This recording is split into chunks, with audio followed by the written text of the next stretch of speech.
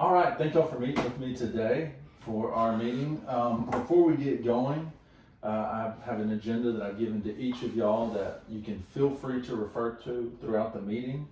I want to go over our norms that we've had with all of our meetings, and those norms are pretty simple. Be respectful, number one.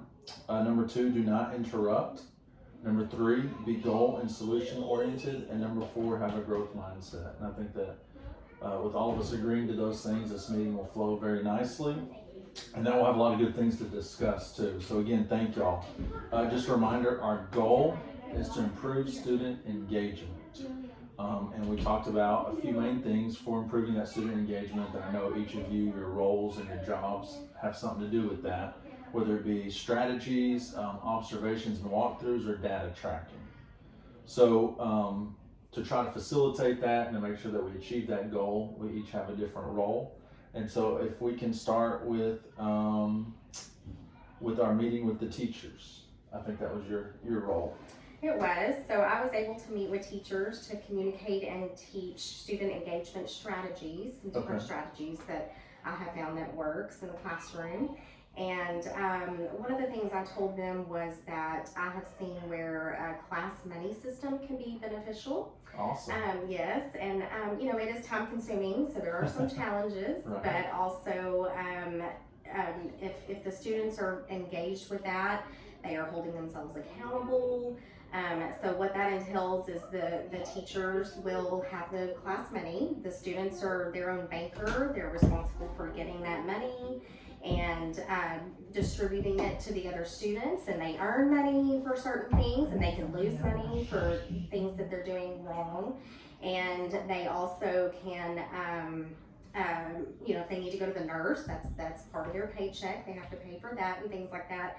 So then at the end of the day, they also take their behavior sheet home and show their parents. So there's that student engagement, but also communication with the parents every day as well. That's awesome. And it just really keeps the kids involved and engaged in their own, behavior. And then at the end of the week, they're able to shop and use that money in a merit market type Awesome. thing. So yes. I have found that that's very beneficial. That's great. In the classroom. I love that. I love that hands-on. Yes. And I like that you spoke about the challenges, and if we have time, we'll come back to that at the end, if that's okay. Absolutely. And so for us to try to employ those different strategies, we data tracked through observations, and I think that was where you came in. Yeah, definitely. I spent a lot of time in the teachers' classrooms, trying to break it up into 15-minute chunks just so I wasn't overwhelming the teacher and able to get to as many classrooms as I saw. And a lot of our students were engaged. I know that there were a couple of classrooms where I counted engagements and students needing to be redirected multiple times. Right. And so I think that has a lot to do with the teacher's presence in front of the classroom and their level of preparation. Okay. I know that, especially with kids this age, that routines and procedures and getting those in place really helps kids to feel comfortable and commanding that presence up at the front of the classroom. Absolutely. And being the champion for what it is that you're teaching, being the most passionate person there. And I think that's something that I'm going to follow up with the teachers on, just being sure that they have that presence and that preparation level. I think that's awesome. Like y'all both already pointed out challenges. That's why this is a really good collaborative team, because y'all already foresee problems and then how to overcome those problems. So the data tracking, because I know mentioned multiple times having to redirect. Can we talk about the data tracking a little bit that you've been doing? Sure. So just wanted to point out, last time there was a walkthrough, there were only 4 times that the teacher had to even redirect her students during that walkthrough, which is a huge reduction from what it was prior to her employing some of these strategies that we've talked about.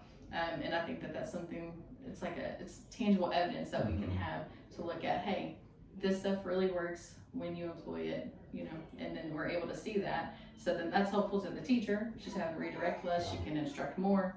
It's helpful to the other students in the classroom because they are less distracted and they're just getting so much more out of the instruction. Yeah, absolutely. And I think that's something we can all agree on when you have that data-driven, whether it be instruction or just the tracking. I think that's something a lot easier to present to a teacher than just my opinion of something. And so I think that's great. The data tracking piece to me is one of the most important pieces, but it takes all that groundwork and legwork before to get to that data tracking. So if we can go back to some of the challenges that were mentioned earlier. can stop it if that's